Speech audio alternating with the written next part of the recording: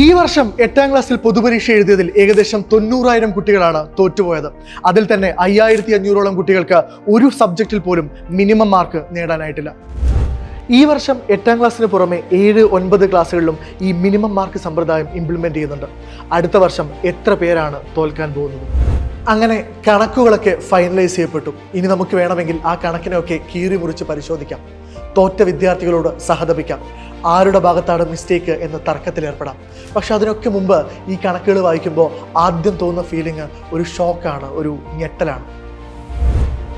വിദ്യാഭ്യാസ വകുപ്പിന്റെ ഒഫീഷ്യൽ കണക്കുകൾ പ്രകാരം 3,98,181 പേരാണ് ഈ വർഷം 8ാം ക്ലാസ്സിൽ പൊതുപരീക്ഷ എഴുതിയത്. അതിൽ 21% കുട്ടികൾ തോറ്റുപോയിട്ടുണ്ടെന്ന് പറഞ്ഞു കഴിഞ്ഞാൽ ഏതെങ്കിലും ഒരു സബ്ജക്റ്റിൽ മിനിമം മാർക്ക് സ്കോർ ചെയ്യാത്ത 86,309 കുട്ടികളാണ് ഈ വർഷം ഉള്ളത്.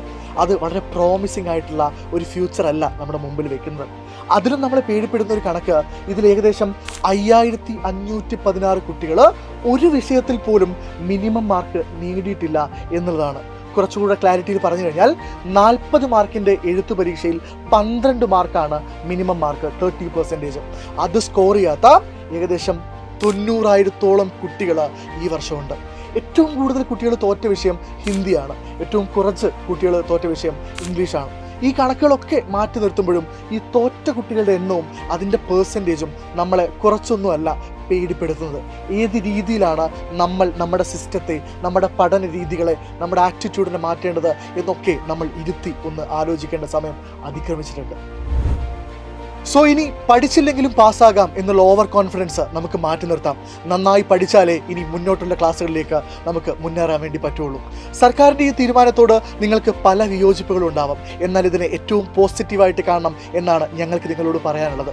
കാരണം അങ്ങനെ നന്നായി പഠിച്ച് നല്ല കോൺസെപ്ച്വൽ ക്ലാരിറ്റിയുള്ള, നന്നായി പരീക്ഷ എഴുതിയ, ഡിസേർവിംഗ് ആയിട്ടുള്ള കുട്ടികൾക്ക് മാത്രമേ മുന്നോട്ട് പോകാൻ സാധിക്കുന്നു എന്നത് വളരെ പോസിറ്റീവായിട്ടുള്ള ഒരു മാറ്റമാണ്. അതിന് നമ്മൾ ചെയ്യേണ്ട കാര്യം, നമ്മൾ ഈ തീരുമാനത്തെ കുറ്റം പറയാനോ അല്ലെങ്കിൽ അതിനെക്കുറിച്ച് ഓർത്ത് സങ്കടപ്പെടാനോ ഒന്നുമല്ല.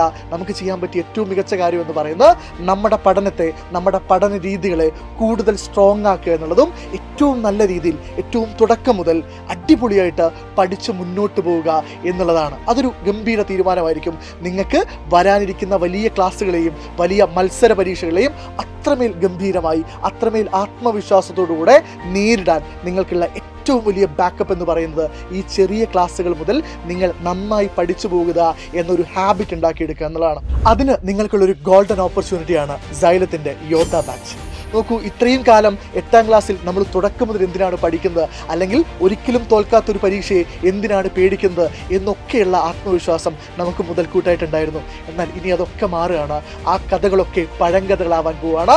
സോ തുടക്കം മുതൽ, ഡേ 1 മുതൽ അടിപൊളിയായിട്ട് ആത്മവിശ്വാസത്തോടുകൂടെ നമ്മൾ പഠിച്ചു തുടങ്ങണം. അതിന് നിങ്ങളെല്ലാവരെയും സൈലത്തിൻ്റെ യോദ്ധ ബാച്ചിലേക്ക് ഞാൻ ക്ഷണിക്കുകയാണ്. നിങ്ങൾക്ക് ഒരു കാര്യം കൂടെ അറിയാം, ഇത്തവണ 8ാം ക്ലാസ്സിൽ പുതിയ സിലബസ് ആണ്, പുതിയ ചാലഞ്ചുകളാണ്. അതിനെ ഒരു ആത്മവിശ്വാസത്തോടുകൂടെ, പുഞ്ചിരിയോടുകൂടെ നേരിടാൻ വേണ്ടി ഈ ബാച്ചിൻ്റെ സപ്പോർട്ട് നിങ്ങൾക്ക് അത്രമേൽ ആവശ്യമാണ്.